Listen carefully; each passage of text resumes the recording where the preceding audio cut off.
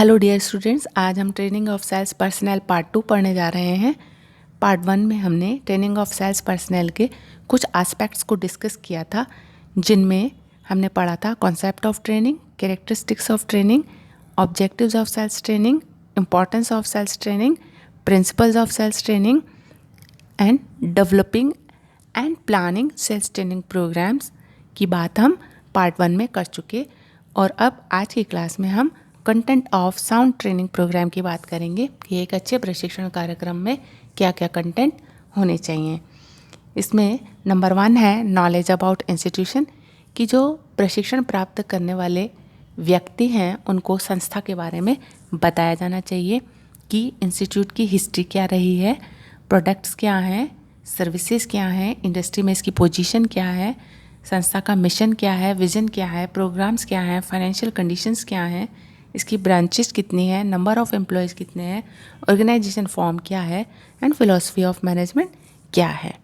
And the next content should be knowledge about products, कि यह बताया जाना चाहिए कि संस्था किन प्रोडक्ट और सर्विसेज में डील करती है, उन प्रोडक्ट में क्या विशेषताएं हैं, उसके क्या गुण हैं और उसकी क्वालिटी कैसी है, उसकी डिज़ाइनिंग कैसी है, उसकी बनावट कैसी है, उसको यूज कैसे किया जाता है और उसकी क्या उपयोगिता है, और कॉम्पिटिटिव प्रोडक्ट्स के बारे में भी बताया जाना चाहिए।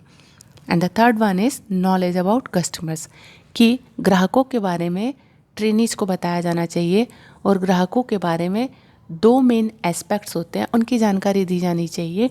एक एस्पेक्ट होता है नेचर ऑफ कस्टमर और दूसरा एस्पेक्ट होता है बाइंग मोटिव्स। तो कस्टमर्स के नेचर्स के बारे में बताया जाना चाहिए कि विक्रेताओं को सेल्स फील्ड में अलग अलग तरीके के नेचर के कस्टमर मिलेंगे, जैसे कि कोई कस्टमर एग्रेसिव हो सकता है, कोई क्यूरियस हो सकता है, कोई शाय हो सकता है और कोई इमोशनल हो सकता है और कोई उदासीन हो सकता है। तो इन सारे कस्टमर को किस तरीके से टैकल करना है, इसकी जानकारी ट्रेनिंग में दी जानी चाहिए। और यह भी बताना चाहिए कि जो क्रेता होते हैं उनके बाइंग मोटिव्स क्या होते हैं, उनको पहचाने और उनको उनके आधार पर ही कस्टमर्स को बाय करने के लिए कन्विंस किया जाए, तो इनकी जानकारी देनी चाहिए।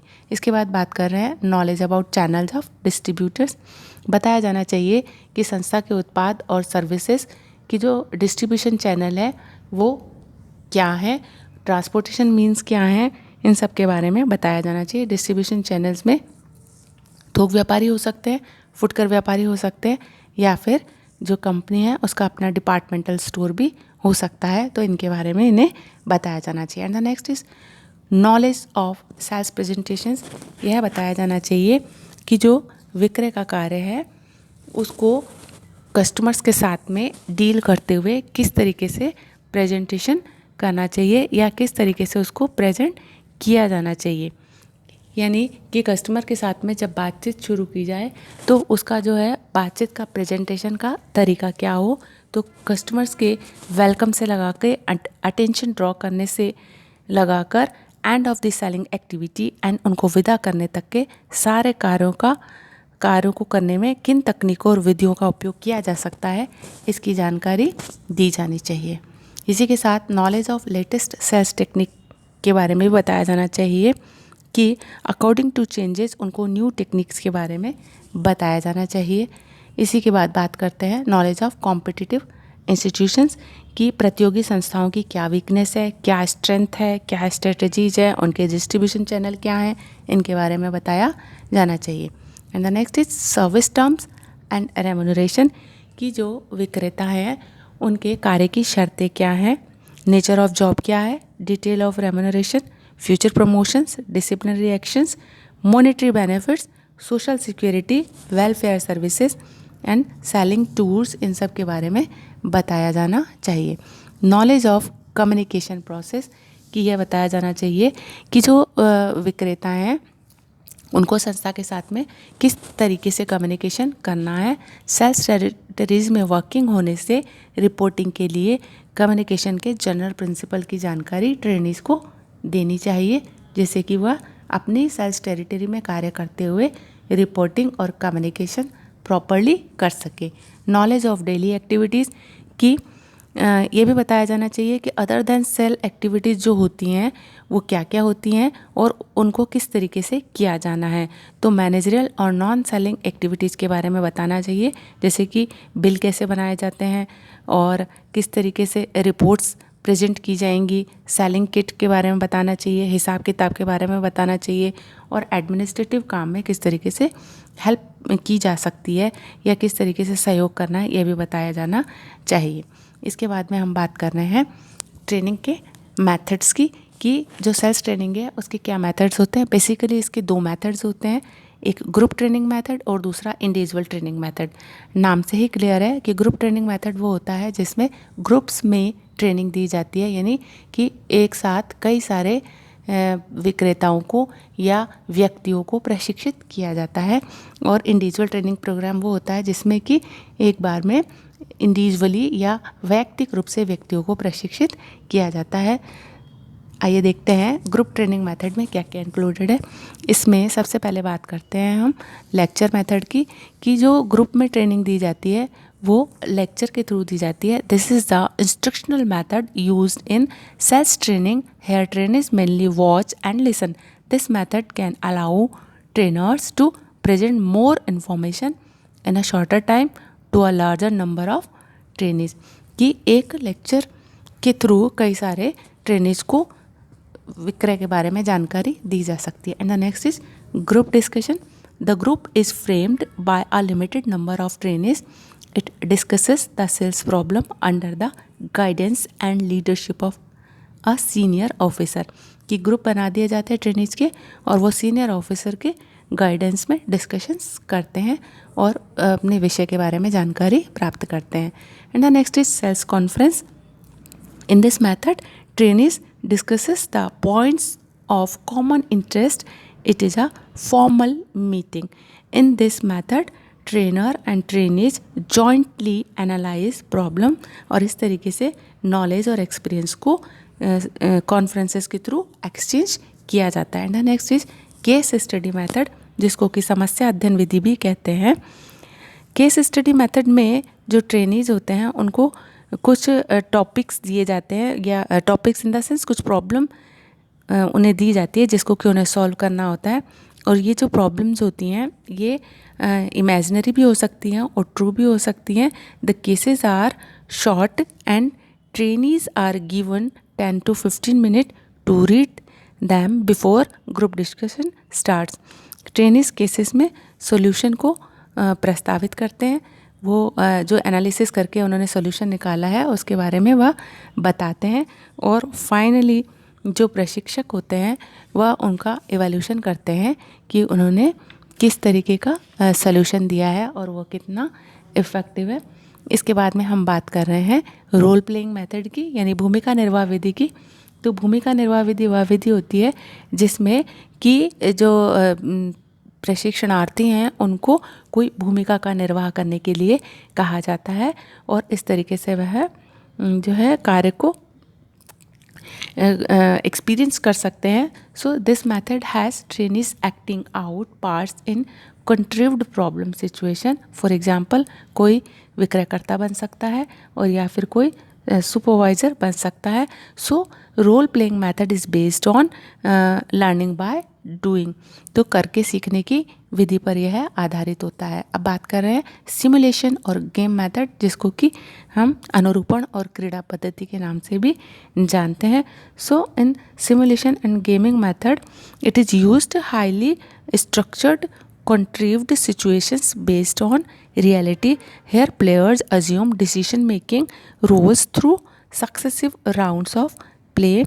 इससे उन्हें निर्णय विधि का ज्ञान कराया जाता है और जैसे कि विक्रय प्रबंध कैसे करना है, सेल्स फोर्स मैनेजमेंट कैसे करना है, ऑर्डर मैनेजमेंट कैसे करना है, तो इन सब के बारे में उन्हें निर्णय लेने का प्रशिक्षण अनुरूपण और क्रीड़ा पद्धति के द्वारा दिया जाता है। अब बात कर रहे हैं स्पेशल रीडिंग मेथड। जो स्पेशल रीडिंग मेथड होता है इसको पेपर प्रेजेंटेशन मेथड भी कहा जाता है। तो किसी विषय के ऊपर प्रिपेयर करके पेपर को प्रेजेंट किया जाता है और इस तरीके से उन्हें विषय से संबंधित जानकारी मिलती है। And the next is round table method.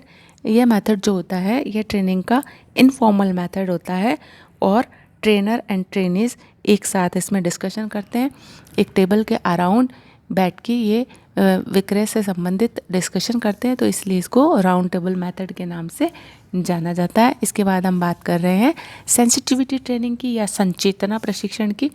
तो सेल्समैन को कस्टमर्स की इमोशंस के लिए, उनके आइडियाज़ के लिए, उनके साइकोलॉजी के लिए और उनके इमोशनल रिएक्शन के लिए कॉन्शियस बनाया जाता है इस ट्रेनिंग के द्वारा।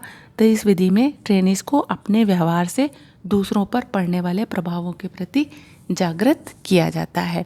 And the next is sales dramatization method यानी विक्रय नाट्य विधि। तो सेल्स ड्रामाटाइजेशन मेथड, इसमें नए विक्रयकर्ताओं के समक्ष विक्रय प्रक्रिया, विक्रय प्रदर्शन को नाटकीय ढंग से प्रस्तुत किया जाता है। जैसे कि एक ट्रेनर बायर बन जाता है और दूसरा जो है सेलर बन जाता है, और फिर इनका जो इंटरेक्शन होता है उसके थ्रू जो है ट्रेनीज सीखते हैं और प्रशिक्षण को प्राप्त करते हैं। अब बात करें स्पेशल कोर्सेज़ की, कि विक्रय के क्षेत्र में यूनिवर्सिटीज़ और अदर जो इंस्टीट्यूशन हैं उनमें भी कई कोर्सेज इंट्रोड्यूस किए जाते हैं और उनसे भी विक्रय प्रशिक्षण प्राप्त किया जा सकता है। जैसे मार्केटिंग के कोर्स होते हैं, सेल्समैनशिप का कोर्स होता है, एडवर्टाइजिंग का कोर्स होता है, मार्केटिंग रिसर्च के कोर्स होते हैं। तो इस तरीके के कोर्सेज से उनको प्रशिक्षण दिया जा सकता है। अब बात कर रहे हैं हम इंडिविजुअल ट्रेनिंग मेथड की। इसमें सबसे पहला आता है हमारा on the job training method. On the job training method वह मेथड होता है जिसमें कि प्रशिक्षणार्थी को एक सीनियर जो उसका स्टाफ है या सीनियर पर्सन है उसके अंडर में अपने कार्य के बारे में जानकारी प्राप्त करनी होती है। तो सीनियर सेल्स मैनेजर नए सेल्स स्टाफ को, पर्सनल को विक्रय कार्य की जानकारी देता है और पुराने विक्रयकर्ता के निर्देशन में काम करना सीखते हैं। Next is job rotation training. तो इसमें व्यक्ति को अलग अलग डिपार्टमेंट्स में प्लेस किया जाता है। जैसे कभी उसे रिसर्च डिपार्टमेंट में लगाया जाता है, कभी एडवर्टीजमेंट डिपार्टमेंट में उसे प्लेस किया जाता है, कभी पैकेजिंग डिपार्टमेंट में उसे प्लेस किया जाता है, कभी पब्लिक रिलेशन डिपार्टमेंट में उसे प्लेस किया जाता है।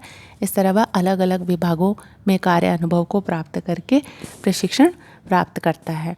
अब बात कर रहे हैं हम पर्सनल डिस्कशन की, कि इसमें जो है सेल्स मैनेजर और सेल्समैन और सीनियर ऑफिसर्स आपस में मिलकर विक्रयकर्ताओं की समस्या पर चर्चा करके उन्हें दूर करते हैं। And the next is correspondence course यानी पत्राचार कोर्सेज। तो इसमें संस्था समय समय पर सेल्स लिटरेचर, सेल्स बुकलेट और हैंड बुक्स, मैगजीन आदि के द्वारा जो है प्रशिक्षणार्थियों को प्रशिक्षण देती है और इसमें लेटेस्ट इंफॉर्मेशन को ऐड करते रहना होता है। तो यह प्रशिक्षण विधि जनरली डिस्ट्रीब्यूटर्स और मध्यस्थ व्यापारियों और विक्रयकर्ताओं के लिए उपयोग की जाती है। इसके बाद में हम बात कर रहे हैं प्रोग्राम इंस्ट्रक्शन मेथड की। This method breaks down subject matter into numbered instructional units called frames which are incorporated into a book. इसमें जो फ्रेम्स होते हैं उसमें हर फ्रेम में किसी पॉइंट को डिटेल में डिस्क्राइब किया हुआ होता है और उसी के साथ उसमें क्वेश्चन भी लिखा होता है। ट्रेनीज जो होते हैं अपने आंसर्स का एवोल्यूशन दूसरे फ्रेम में कर सकते हैं। तो इस तरीके से एक ऐसा प्रोग्राम्ड वे में इंस्ट्रक्शन होते हैं जिससे कि वो उसको जो ट्रेनीज हैं सीक्वेंस पे उसको पढ़ सकते हैं, जान सकते हैं और अपना एवोल्यूशन भी कर सकते हैं। तो इसमें जो है किसी भी सब्जेक्ट मैटर को जो डिवाइड कर दिया जाता है और इंस्ट्रक्शनल यूनिट्स में डिवाइड किया जाता है जिसको कि फ्रेम कहा जाता है। अब बात कर रहे हैं हम ट्रेनिंग एड की, कि जो प्रशिक्षण है उसमें ट्रेनिंग एड के थ्रू प्रशिक्षण को प्रभावी बनाया जा सकता है। अब ट्रेनिंग एड यानी कि प्रशिक्षण में सहायक सामग्री क्या क्या होती है। इसमें फिल्म हो सकता है, फाइल स्ट्रिप्स हो सकती हैं, स्लाइड्स हो सकती हैं, मूवीज़ हो सकती हैं, रिकॉर्डिंग्स हो सकती हैं, पोस्टर्स हो सकते हैं। इसके अलावा जो है टेलीविज़न हो सकता है, कैमरा, इन सब का इस्तेमाल करके प्रशिक्षण को प्रभावी बनाया जा सकता है। तो इस तरह प्रशिक्षण को प्रभावशाली बनाया जा सकता है। तो हमने जाना कि प्रशिक्षण की जो विधियाँ होती हैं वो सामूहिक होती हैं और वैयक्तिक होती हैं और दोनों ही तरीके से प्रशिक्षण दिया जा सकता है। That's it. Thank you so much.